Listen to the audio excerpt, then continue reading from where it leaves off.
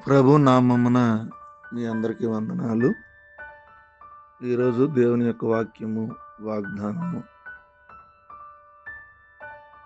యెహోవా నీ కృప నన్ను బలపరుచుచున్నది.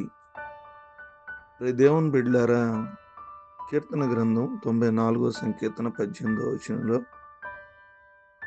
నా కాలు జారిందని నేను అనుకున్నప్పుడు యెహోవా నీ కృప నన్ను నిలిపెను అని రాయబడి ఉన్నది. ఈ వాక్యం మనకు దేవుని కృపపై నిలకడైన ఆశనిస్తుంది. మనం పడిపోతామేమో అని భయపడిన వేళలో, మనం ఏమైపోతాము అన్న భయంలో ఉన్నప్పుడు, మన జీవితాలు ఏంటి అని ఆలోచించినప్పుడు దేవుని కృప మనల్ని నిలబెడుతుంది. మన బలహీనతలు ఎక్కువైనప్పుడు కూడా ఆయన కృప మనకు ఆధారంగా అవుతుంది. మన జీవితంలో జారిపోవడానికి ముందు దేవుడు తన కృపతో మనను పట్టుకుని కాపాడతాడు. నువ్వు జారిపోతానని అనుకున్న వేళల్లో ఆయన కృప నిన్ను వదలదని, నేను నిన్ను నిలిపెదనని ప్రభువు మనకి చెబుతూ ఉన్నాడు.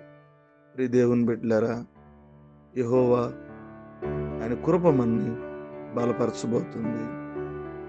యెహోవా కృప మనలను నిలబెడుతుంది.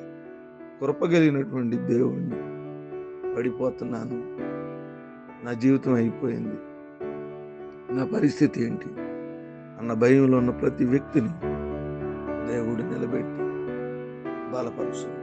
కొద్ది మాటలు దేవుడు మన వెనుకల్లో ఫలించి ఆశీర్వదించు. ఆమె తల వంచుకుందాం, కళ్ళు మూసుకుందాం, ప్రార్థన చేసుకుందాం.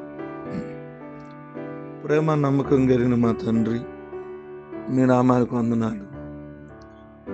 గతించిన దినాలన్నీ మీరు ఎక్కడ చాటున మమ్మల్ని భద్రపరిచారు.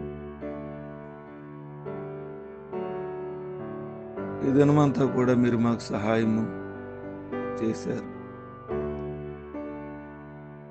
నేను ఉదయాన్నే వాక్యం ద్వారా మాతో మాట్లాడారు. నాయన,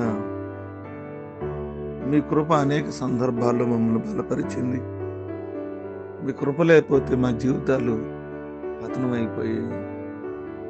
కృప కలిగిన దేవుడు కాబట్టి మమ్మల్ని మీరు బలపరిచినందుకు మీ స్తోత్రం.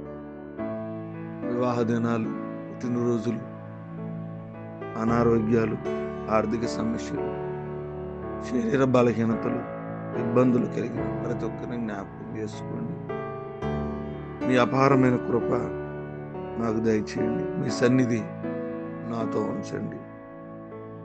ఈ దినమంతా కూడా మమ్మల్ని కాచి కాపాడి మీ కృపలో మమ్మల్ని నడిపించమని ఈ ప్రార్థన యేసు నామమున నడుచున్నాను తండ్రి. ఆమేన్.